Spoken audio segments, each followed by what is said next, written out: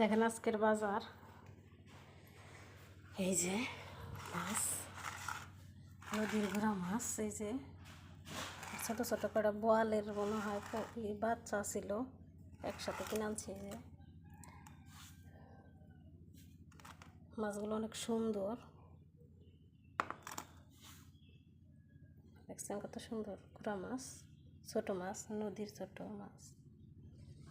নদীর ছোট মাছ আসলেই ভাল লাগে খাইতে, এর স্বাদই অন্যরকম।